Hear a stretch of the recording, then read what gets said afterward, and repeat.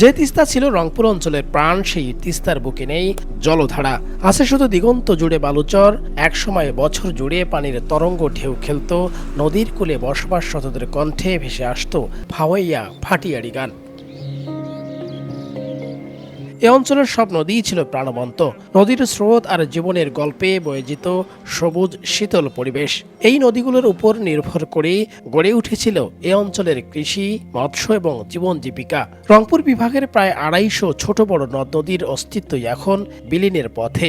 অধিকাংশ নদ নদীর বুকে চলছে চাষাবাদ। নদীতে পানি না থাকার কারণে কৃষিতে এর নেতিবাচক প্রভাব পড়ছে, যোগাযোগ ব্যবস্থায় এর নেতিবাচক প্রভাব পড়ছে, জীববৈচিত্র্য এবং জলজ উদ্ভিদ ভীষণভাবে হুমকির মধ্যে পড়েছে। এবং এগুলো যদি সামষ্টিকভাবে এরা বিবেচনা করি, তাহলে জলবায়ুর উপরে এর একটা চরমতম নেতিবাচক অভিঘাত পড়ছে।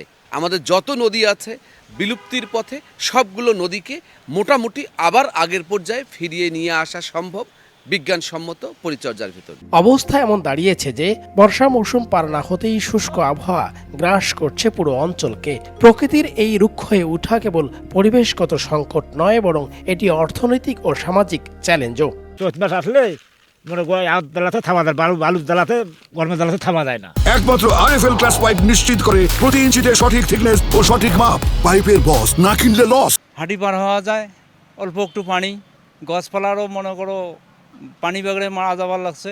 পকালি যা আছে সবাই ক্ষতিগ্রস্ত হইতেছে। ধুলের মধ্যে মানুষ চলাফেরা করে পারতেছে না।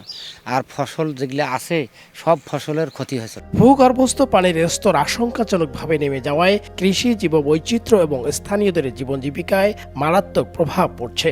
লেয়ার নিচে দাবিয়ে গেছি তো, মানে আকাশে বৃষ্টি পানি নাই বহুদিন থেকে।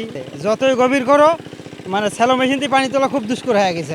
এখন তো মনে করলো মাছ টাছ নাই, নদী শুকনো। এখন যে আমরা কি করি চলবো, এই যে কিছু পাই না। এখন বর্তমান ৩ লিটার পুরিয়াও একজনের মাটির পানি হইতেছে না। নদী ভরাট, অবৈধ দখল এবং অপরিকল্পিত পানি ব্যবস্থার কারণেই হারিয়ে গেছে নদীর স্বাভাবিক প্রবাহ। ভূগর্ভস্থ পানি ব্যবহার না করে আমরা সারফেসে বিভিন্নভাবেই আমরা পানির সংযোগ বাড়াতে পারি, পানির ব্যবহার বাড়াতে পারি। বিভিন্ন পদ্ধতি আমরা আধুনিক সেচ আমরা ব্যবস্থা করতে পারি। আমাদের ছোট নদী চলে বাঁকে বাঁকে, বৈশাখ মাসে তার হাঁটু জল থাকে। প্রকৃতিতে এখনো বৈশাখ না এলেও তিস্তায় ঠিকই হাঁটু জল রয়েছে।